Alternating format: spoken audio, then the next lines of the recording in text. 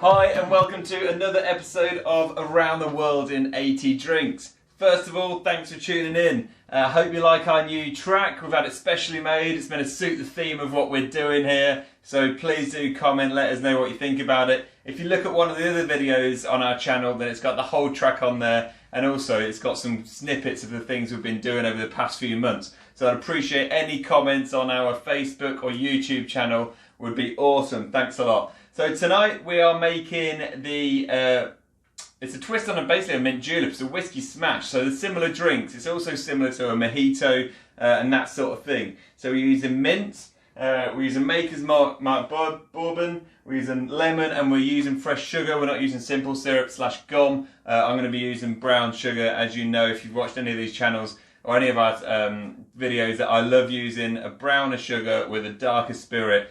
It brings out the flavour of both, really. We've got an awesome guest on tonight. It's Danny, and he's in Bangkok, so we'll be heading there shortly. But let's get underway and let's make a smash. So, I'm going to start off with a sweet and sour base. I'm just going to chop off the ends there. I'm going to make this really simply. So the idea of a smash is just literally smash all the ingredients together. So whether the origin might be the fact that you do smash them all together, you muddle it, you shake it, you literally smash them all together, or it might be because they are strong drinks and you are going to get smashed on it. So let's see how this pans out anyway. So I'll put a whole lemon in there. So that's the sour base that, like I say, most weeks it equates to about 25 ml, give or take. And then we're putting half a shot of sugar syrup in, or 2 heaped bar spoons. So I'm using this light muscovado. When you're making drinks cold and you're using sugar, you want to be using something really light and fluffy. The thinner the grains the smaller the grains of sugar, the easier it's going to dissolve. So use something like that. And I'm going to be using a nice large measure of Maker's Mark. So the great thing about this drink, and the whole point of it being a smash really, is the smashing together of ingredients. So we can use mint. That's a classic smash. We can use basil, we can use anything really. You can change out the bourbon, you can use rum, gin, Scotch or Irish, you know, whatever you want. It's all about the method, it's all about using different ingredients. So I've literally just trimmed this out of my garden earlier. It's starting to flower on the top, so just chop the tops off, whack it in a drink and away you go. If you've got basil doing the same thing, then use that. So I'm using a muddler here, so I'm getting all the juice out the lemon, I'm getting all the flavour out the mint, I'm dissolving the sugar and blending together all the ingredients. So usually if I see someone doing this to a mojito, I would tell them to stop, because you don't want the drink to be bitter. If you put a mint leaf in your mouth and suck it, you can taste mint. If you start to bite it, then there's a bitterness that comes out of it. But the idea of this drink is to smash it all together, which is why we're doing this. It's another reason why we don't shake mojitos, but we are shaking this. The whole process of smashing it together. It's also a lot quicker. You know, there's less finesse, there's less stirring. Put it all together, muddle it, and shake.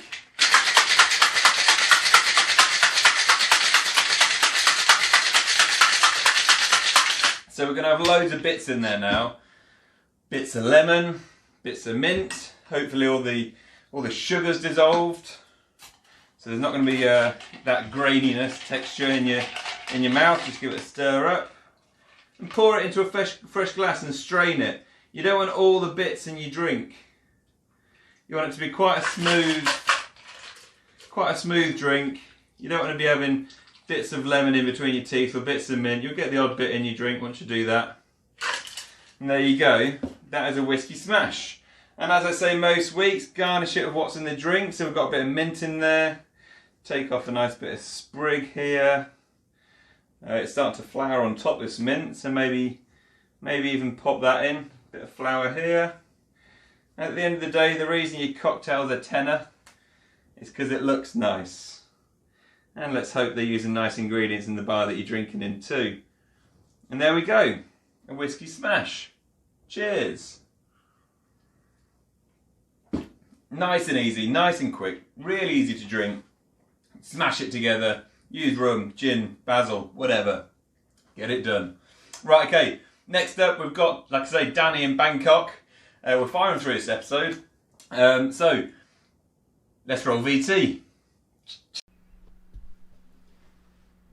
Daniel, thanks so much for coming on Around the World in 80 Drinks. How are you doing over there? I'm very well, Brendan, very well. It's staying dry so far this evening, so it's nothing but sunshine, but the storm will be coming in soon. It usually does. Well, tell us a bit about what you do. We know you're a whiskey ambassador, but tell us a bit more about that. Yeah, so I look after Dewars and the rest of the Bacardi single malt for Southeast Asia. So I moved over here at the end of last year.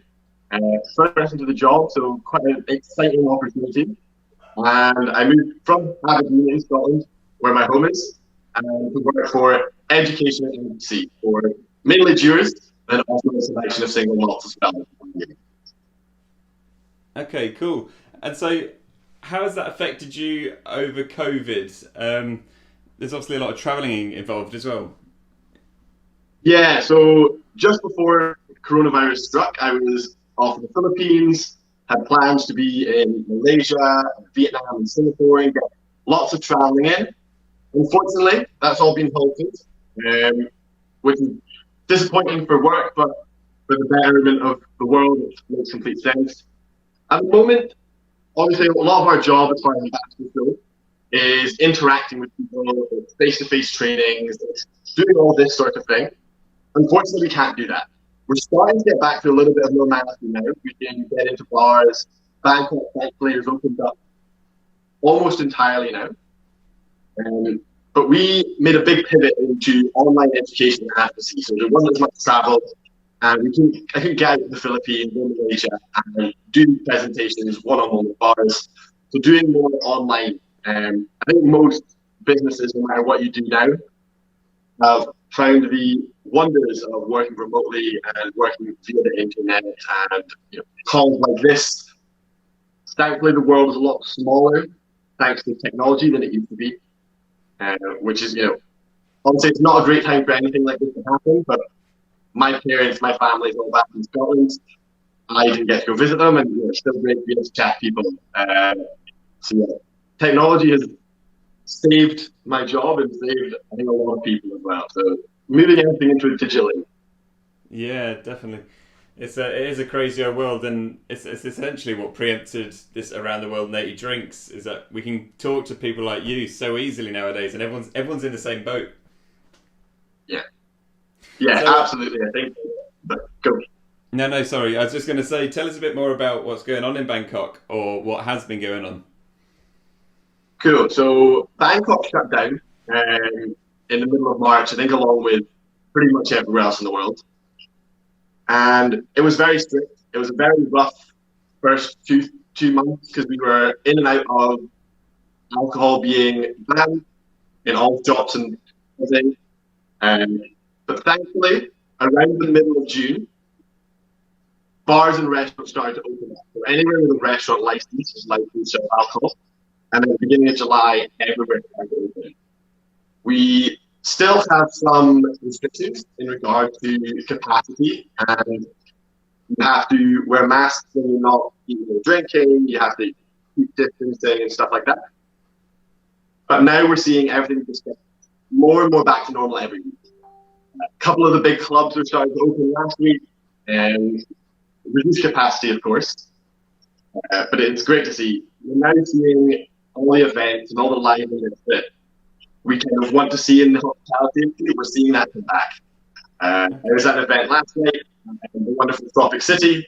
It was packed, bouncing, live DJ music. It was fantastic. So everyone's getting back to normal. That sounds really good. Really good. So, are they allowing tourism back in? Or are tourists coming back, even if they are allowing it? So, at the moment, Thailand, like almost all of Southeast Asia, has very strict borders. Okay. So, to come back in, you have to basically be able to prove that you're not a tourist. So, you need to either be a Thai national, you need to have a work permit, and even then, you have to do 2 weeks mandatory quarantine. And unlike the UK, where you can go home, or I think a lot of America as well, you can like go and stay at your house or stay like in a hotel. Here you're in strict lockdown in a hotel room that the government controls, which obviously is frustrating for those that try and come back home, especially those that really got caught outside and need to come back to work. On the other side, I think a lot of people in Bangkok feel very, very safe. Yeah. We haven't had a local case now for, I want to say, about 65, 70 days. So we've had the only cases that have been present in Thailand have been people on planes coming back.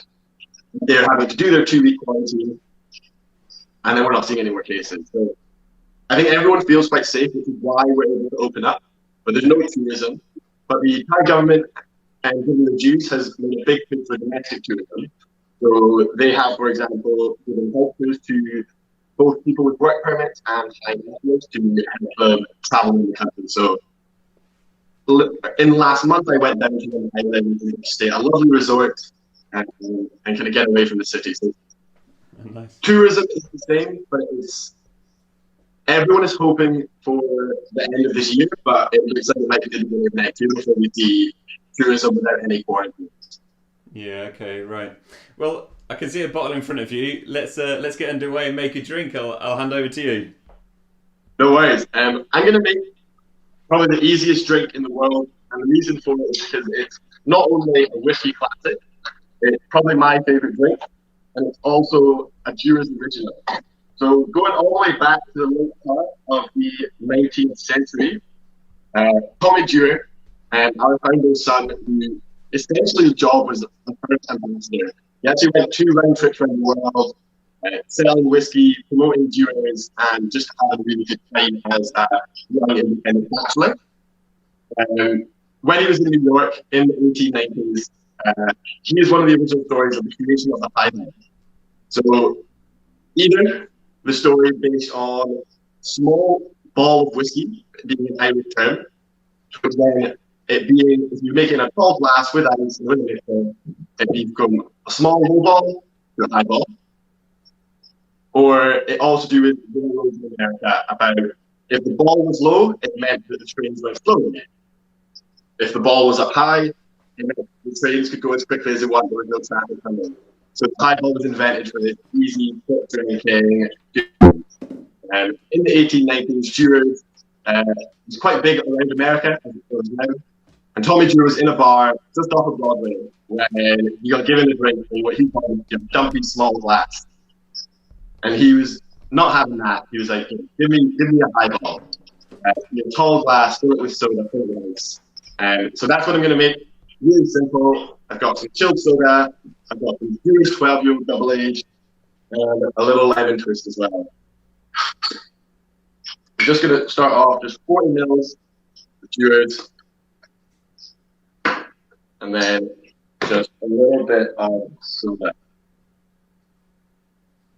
Just keep soda nice and cool, keep the ice nice and cold.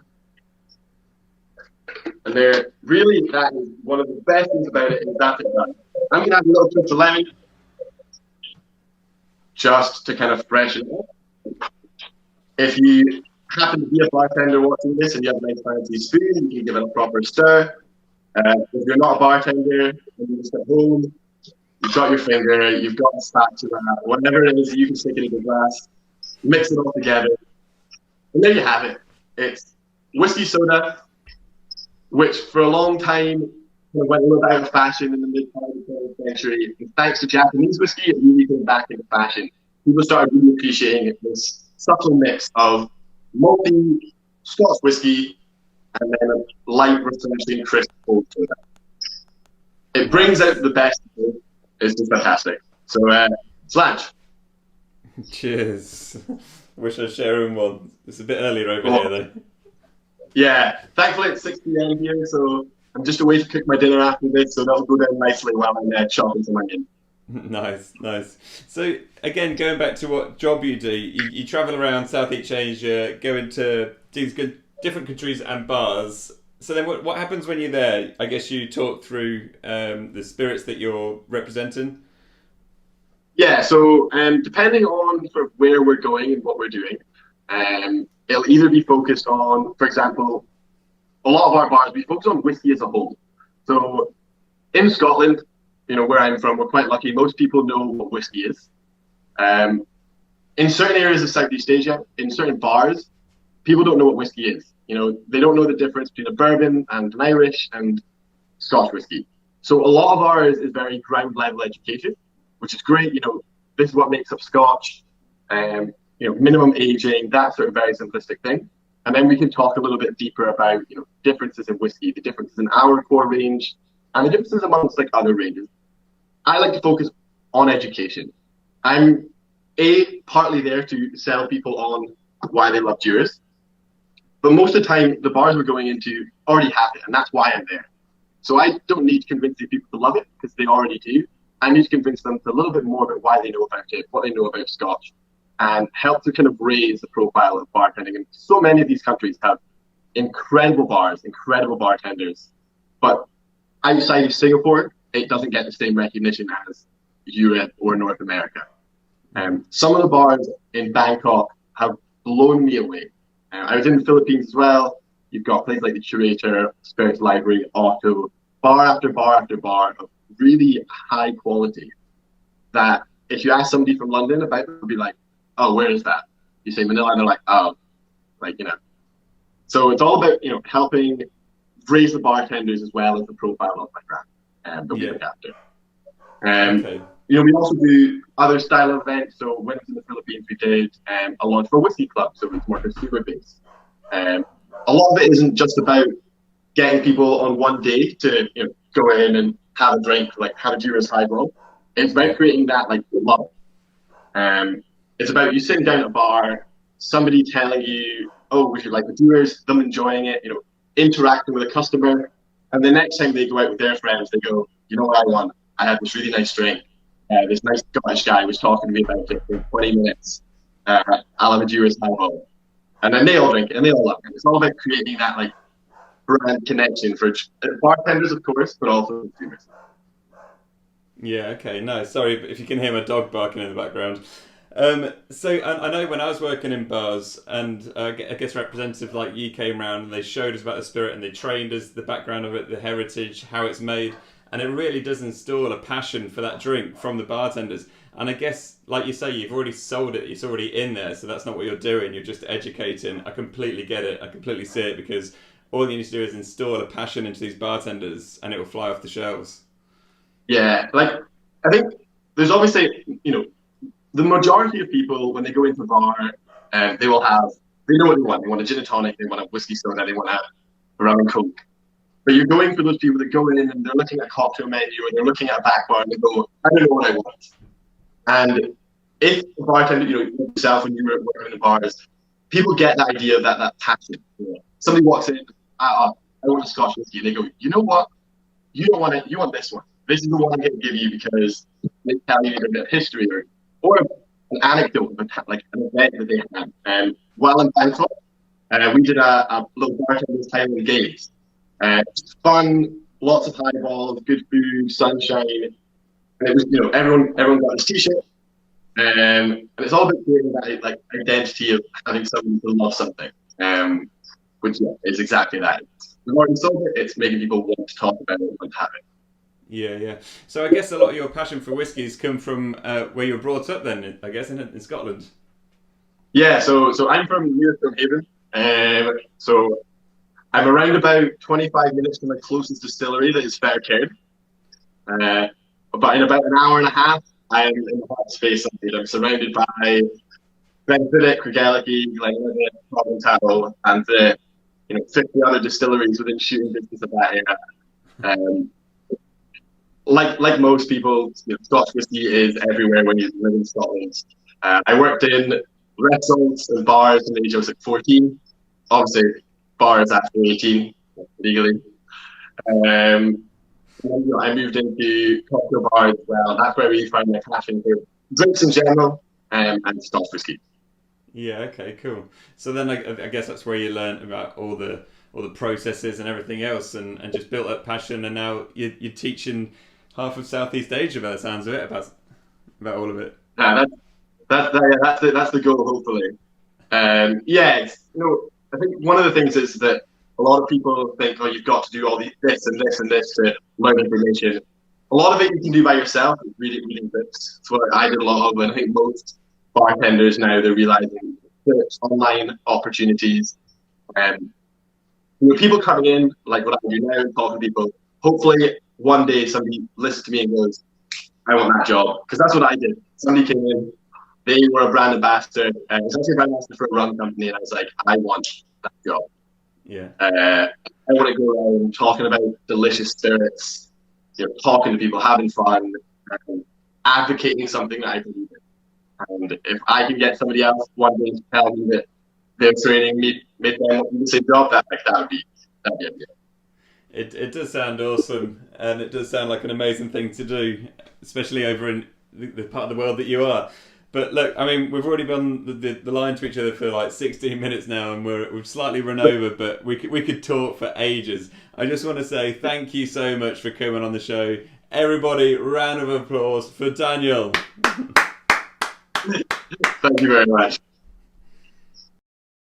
Massive thanks to Danny for tuning in with us and getting that video recorded. We are going around the world every single week. We've got some really exciting guests lined up, or in the pipeline anyway. We're never sure if anyone's going to come on until we literally record it or get them live.